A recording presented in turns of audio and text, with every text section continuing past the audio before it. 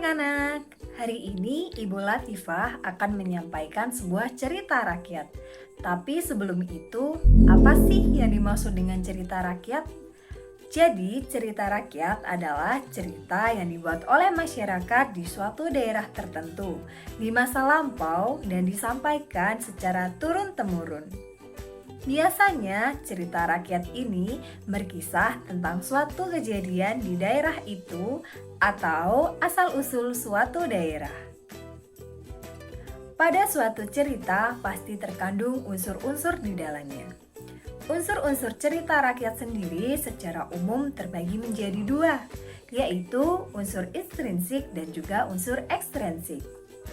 Adapun unsur-unsur intrinsik yang terdapat beberapa macam, antara lain yang pertama ada tema.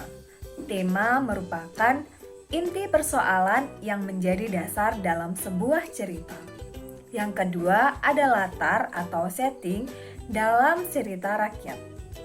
Latar adalah informasi yang terdiri dari waktu, suasana, dan juga lokasi atau tempat di mana cerita rakyat itu berlangsung. Terdapat 3 latar atau setting pada cerita rakyat, yaitu lokasi, waktu, dan suasana. Adapun contohnya, yang pertama yaitu latar, lokasi atau tempat. Contohnya adalah di kerajaan, di desa, di hutan, di pantai, dan di kayangan. Sementara untuk yang kedua, contoh latar waktu adalah pagi hari, siang hari, malam hari, pada zaman dahulu kala, tahun sekian, saat matahari terbenam. Adapun contoh yang ketiga, latar suasana, contohnya adalah rakyat hidup damai dan sejahtera. Masyarakat hidup dalam ketakutan karena raja yang kejam. Hutan menjadi ramai setelah Purbasari hidup di sana. Untuk unsur yang ketiga yaitu tokoh. Tokoh merupakan pemeran pada sebuah cerita rakyat. Menurut sifatnya, penokohan dibagi menjadi 3 bagian, yaitu tokoh utama, tokoh lawan, dan juga tokoh pendamping. Yang pertama adalah tokoh utama, umumnya protagonis adalah tokoh yang berperan mulai dari awal sampai akhir dan memiliki sifat baik. Yang kedua adalah tokoh lawan, umumnya antagonis, adalah tokoh yang selalu berlawanan dengan tokoh protagonis dan memiliki sifat jahat. Yang ketiga adalah tokoh pendamping atau tritagonis, adalah tokoh pendukung. Untuk unsur intrinsik yang keempat yaitu alur. Alur merupakan runtutan kejadian pada sebuah cerita rakyat. Alur dibagi menjadi 3 jenis, yaitu alur maju, mundur, dan campuran. Untuk unsur yang kelima yaitu sudut pandang. Sudut pandang merupakan bagaimana cara penulis menempatkan dirinya dalam sebuah cerita. Sudut pandang secara umum dibagi menjadi 2, yaitu sudut pandang orang pertama, penulis berperan sebagai orang pertama, dan sudut pandang orang ketiga, di mana penulis berada di luar cerita serta tidak terlibat secara langsung pada cerita. Misalnya, dia, mereka, dan lain sebagainya. Dan untuk unsur intrinsik yang keenam ada amanat atau pesan moral. Amanat merupakan nilai-nilai yang terkandung di dalam cerita agar pembaca mendapatkan pelajaran dari cerita tersebut. Nah, itu tadi anak-anak unsur-unsur intrinsik dalam cerita rakyat. Yang selanjutnya juga terdapat unsur-unsur ekstrinsik dalam cerita rakyat. Unsur ekstrinsik merupakan semua faktor luar yang mempengaruhi penciptaan sebuah tulisan ataupun karya sastra. Bisa dikatakan unsur ekstrinsik adalah milik subjektif seorang penulis yang dapat berupa agama, budaya, kondisi sosial, motivasi yang mendorong sebuah karya sastra tercipta. Jadi, itu tadi adalah unsur-unsur intrinsik dan unsur-unsur ekstrinsik dalam cerita rakyat. Selanjutnya, Ibu Latifah kali ini akan membawakan sebuah cerita rakyat yang berjudul Malin Kundang. Cerita Malin Kundang ini berasal dari Provinsi Sumatera Barat. Konon, batu Malin Kundang benar-benar ada dan letaknya berada di objek wisata pantai air manis di Padang, Sumatera Barat. Simak baik-baik ya anak-anak ceritanya. Pada zaman dahulu kala, hiduplah seorang anak bernama Malin Kundang. Dia hidup bersama ayah dan ibunya yang miskin. Mereka tinggal di sebuah desa di tepi pantai. Desa itu kecil dan sepi. Penduduknya banyak yang merantau untuk mencari penghasilan yang lebih. Malin Kundang senang sekali bermain. Setiap hari ia hanya mengejar si burik, satu-satunya ayam yang dimiliki orang tuanya. Sayangnya, setiap Malin berhasil menangkapnya, ia selalu menyiksa si burik. Pada suatu hari, ayah Malin Kundang merantau ke negeri seberang. Konon katanya, negeri seberang sangat kaya dan cari uang di sana sangatlah mudah. Ayah Malin Kundang naik kapal bersama penduduk yang lain yang hendak merantau. Ia meninggalkan ibu dan Malin di desa yang miskin itu. Hari demi hari pun berlalu. Namun tidak ada kabar dari sang ayah. Sang ibu pun akhirnya bekerja lebih keras untuk bertahan hidup. Suatu ketika, Malin Kundang terjatuh ketika mengejar-ngejar si burik. Kakinya tersandung oleh batu. Malin Kundang menangis kesakitan karena tangannya tergores batu. Lukanya pun cukup besar, dalam, dan mengeluarkan darah.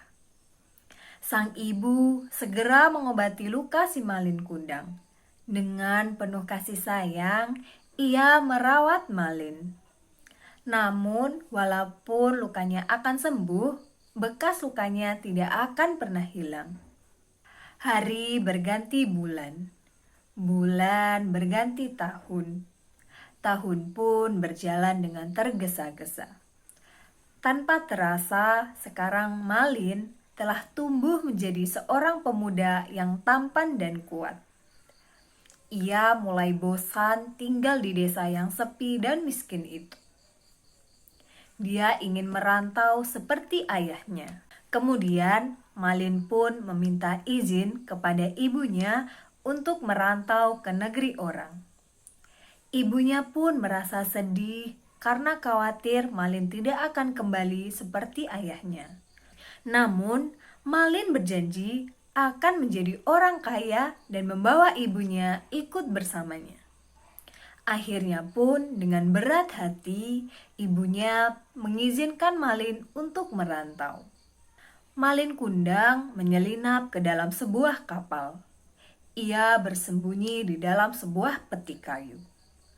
Kapal pun berlayar, namun di tengah laut, kapal itu dicegat oleh bajak laut. Semua awak kapal dibunuh oleh bajak laut. Kemudian, bajak laut itu merampas semua barang-barang berharga di kapal dan meninggalkan kapal itu terkantung-kantung di tengah laut. Malin Kundang pun yang selamat karena ia berhasil bersembunyi di dalam peti. Saat dia keluar dari persembunyiannya, kapal itu sudah terdampar di sebuah pelabuhan yang besar dan ramai. Di dekat pelabuhan itu pun ada sebuah desa yang subur dan kaya. Malin Kundang pun tersenyum meski tubuhnya lemas tak berdaya karena lama bersembunyi di dalam peti kayu. Malin Kundang bekerja keras siang dan malam. Hanya satu hal yang ada dalam benaknya, yaitu keinginan menjadi orang kaya. Akhirnya, tekad dan kerja kerasnya membuahkan hasil. Ia pun menjadi kaya dan mempunyai kapal besar dengan 1.000 awak kapal.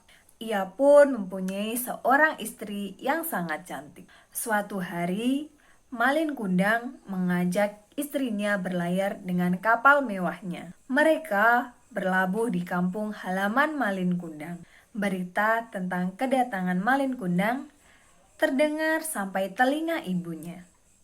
Dengan hati yang riang, ibu yang sudah tua, renta itu terseok-seok berjalan ke pelabuhan. Ia pun berulang kali berteriak memanggil Malin dari kejauhan. Istri Malin Kundang heran dengan seorang ibu tua yang berlari mendekati mereka. Pakaiannya compang-camping dan wajahnya yang terlihat renta dan lusuh. Istri Malin Kundang pun bertanya, siapa sebenarnya orang tua itu? Malin Kundang pun gelisah karena ia tidak ingin istrinya tahu kalau dia berasal dari keluarga yang miskin.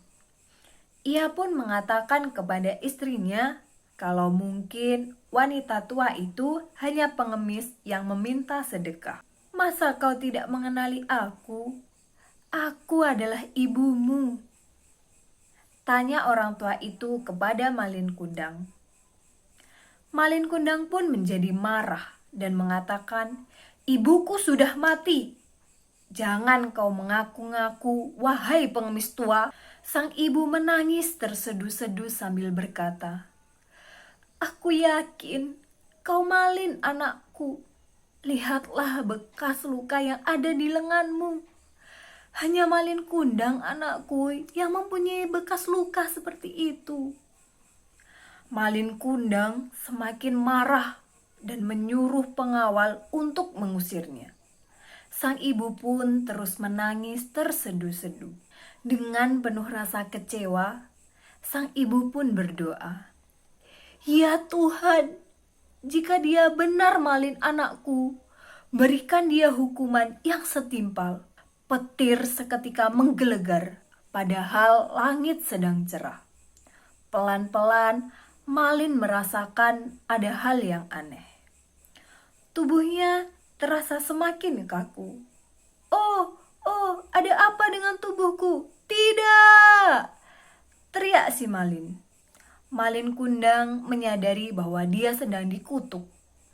Dia terjatuh dan bersimpuh mencium tanah. Dia langsung berubah menjadi batu. Terlambat sudah baginya untuk menyesali sifat durhaka kepada ibunya. Baik anak-anak, itu tadi cerita rakyat yang telah Ibu Latifah sampaikan. Mungkin kita cukupkan sampai di sini. Semoga kalian dapat mencermati isi dari cerita rakyat tersebut dan mengetahui unsur-unsur di dalamnya. Selamat belajar anak-anak.